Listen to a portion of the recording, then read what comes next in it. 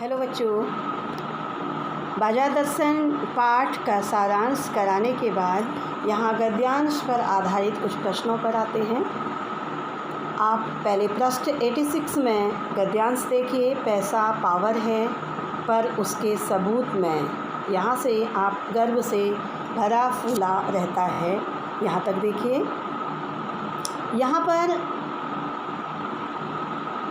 लेखक कहते हैं कि पैसा ताकत है, लेकिन वह पैसे की ताकत भी तभी तक है जब उसके लिए आसपास हमारे काफ़ी सामान या खरीदने योग्य वस्तुएं हों, क्योंकि जब सामान हमारे आसपास होगा तभी हम अपने पैसे की पावर को भी परख सकते हैं।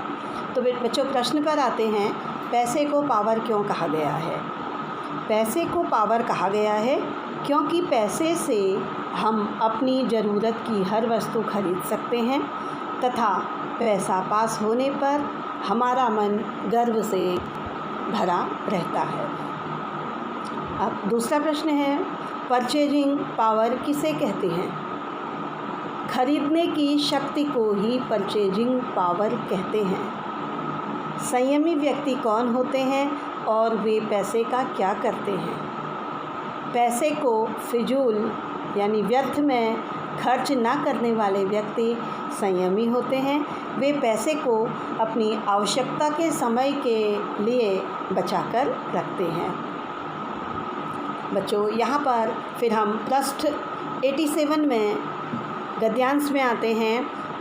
मैंने मन में कहा, ठीक है, बाजार आमंत्रित करता है। यह आपका बना डाल सकता है। तो यहाँ पर इस गद्यांश में लेखक का कहना है कि हाँ, मुझे लगता है कि बाज़ार इतना सजा रहता है, तो शायद वह इसीलिए सजा रहता है कि आओ, मुझे जितना मेरे पास है सब आप लोग खरीद कर ले जाओ।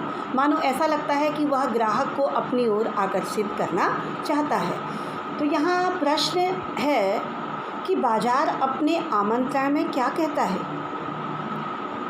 बाज़ार ग्राहक से कहता है कि मेरी सजावट तुम्हारे लिए है, इसीलिए आओ और मुझे लूटो।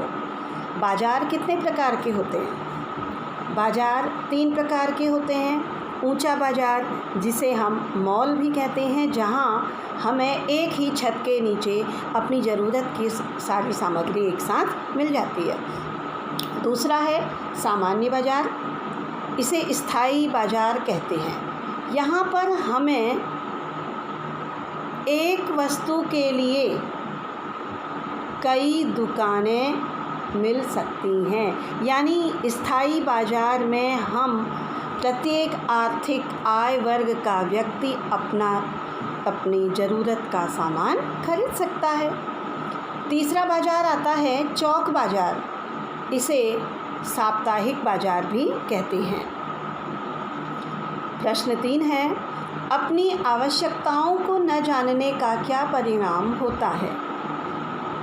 अपनी आवश्यकताओं को न जानने पर व्यक्ति अच्छी लगने वाली सभी वस्तुएं खरीदने के लिए व्याकुल हो जाता है। बाजार दर्शन पाठ में गद्यांश पर आधारित प्रश्नों की ओर आते हैं।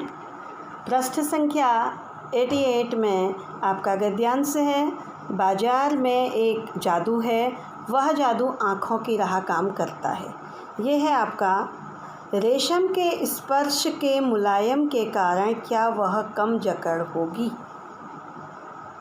यहाँ तक है। यहाँ पर लेखक कहना चाहते हैं कि बाज़ार जब हम जाते हैं तो किसी जादू में पड़कर जाते हैं। ऐसा लगता है कि मानो बाज़ार हमारे ऊपर जादू कर रहा है। हमें बाज़ार में जाकर हमारी आँखों को जो वस्तु अच्छी लगती है उसे हम खरीद लेना चाहते हैं, लेकिन जब यह जादू मनुष्य पर चढ़ता है तो वह सामान खरीद भी लेता है, क्योंकि उसकी जेब में पैसा भी है और उसे वस्तु अच्छी भी लग रही है, मन में सामान की लिस्ट भी नहीं है, तो वह जो सामान मिलता है अच्छा लगता है तो उसे खरीद लेता है। ये तो होता है जादू चढ़ना। अब होता है बेटा बच्चों कि जब वो जादू उतरता है तब क्या होता है?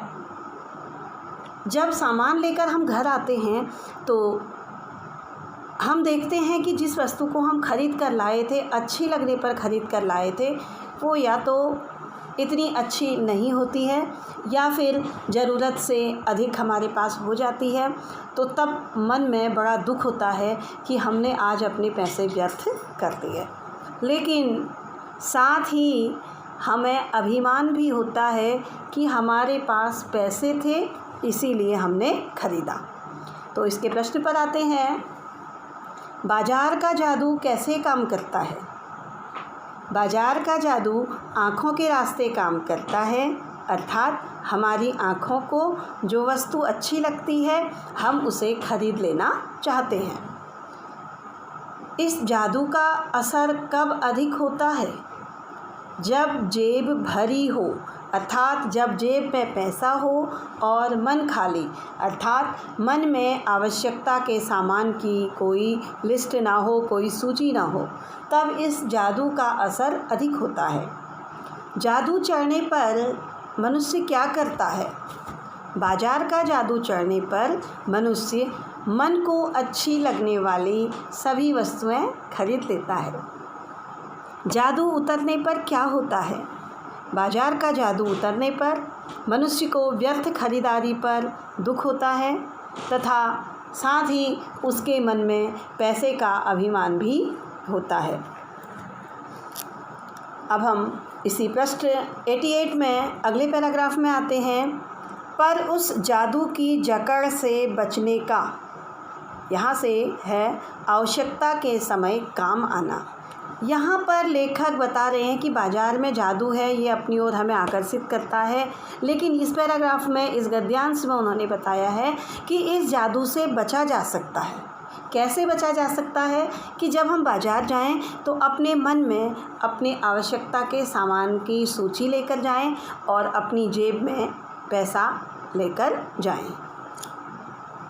प्रश्न, बाज़ार के जादू से बचने का क्या उपाय है? उत्तर है, इस जादू से बचने के लिए ज़रूरी है कि बाज़ार जाते समय हम अपनी आवश्यकताओं की एक सूची बनाएं तथा उस सूची के अनुसार ही खरीदारी करें। बाज़ार हमसे कब कृतार्थ, कृतज्ञ, प्रसन्न होगा? कृतार्थ, कृतज्ञ और प्रसन्न, यह तीनों शब्द एक ही हैं।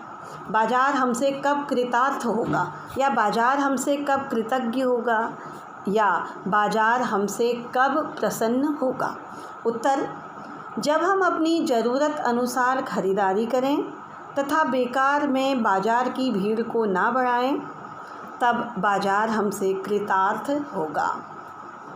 बाज़ार को सही अर्थों में बाज़ार कब कहा जाएगा? जब बाज़ार हमारी आवश्यकता के समय काम आता है, तभी उसे सही अर्थ में बाज़ार कहा जाएगा। धन्यवाद बच्चों। बाज़ार दर्शन पाठ में अब पाठ समाप्ति की ओर करते हुए पाठ पर आधारित प्रश्न उत्तरों की श्रृंखला में आते हैं। तो इस श्रृंखला में पहला प्रश्न है, बाज़ार का जादू चढ़ने और उतरने पर मनुष्य पर क्या क्या असर पड़ता है? उत्तर, बाज़ार का जादू चढ़ने पर मनुष्य मन को अच्छी लगने वाली सभी वस्तुएं खरीद लेता है, भले ही वह उसके लिए ज़रूरी ना हो।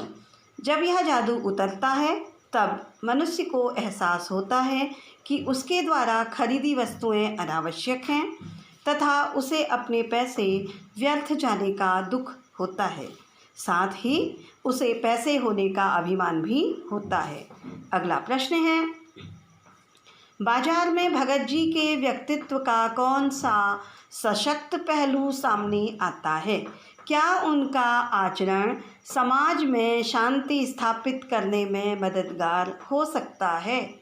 उत्तर, भगत जी बाज़ार के जादू में न पड़कर केवल अपनी ज़रूरत का सामान खरीदते हैं और व्यर्थ की भीड़ नहीं बढ़ाते।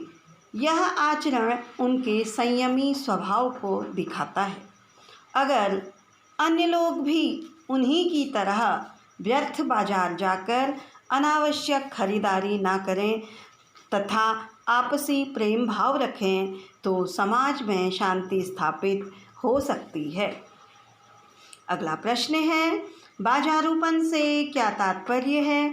किस प्रकार के व्यक्ति बाजार को सार्थकता देते हैं? बाजारूपन का शाब्दिक अर्थ है दिखावा या बनावटीपन। जब ग्राहक और दुकानदार दोनों पक्ष एक दूसरे से केवल लाभ कमाना चाहते हैं, वही स्थिति बाजारूपन है। बाजार को सार्थकता वही लोग देते हैं जो केवल अपनी ज़रूरत का सामान खरीदने बाजार जाते हैं और बेकार में बाजार में भीड़ नहीं बढ़ाते, जैसे चूरन वाले भगत जी। इस प्रश्नोत्तर श्रृंखला का अंतिम प्रश्न है, पैसे की व्यंग शक्ति क्या है? यह कैसे काम करती है? पैसे की व्यंग शक्ति बड़ी भयंकर है। जब हम किसी अन्य के पास ऐसी वस्तु देखते हैं जिसे खरीदने में हम असमर्थ होते हैं, तब अचानक हम सोचते हैं कि हम गरीब माता पिता के घर क्यों पैदा हुए।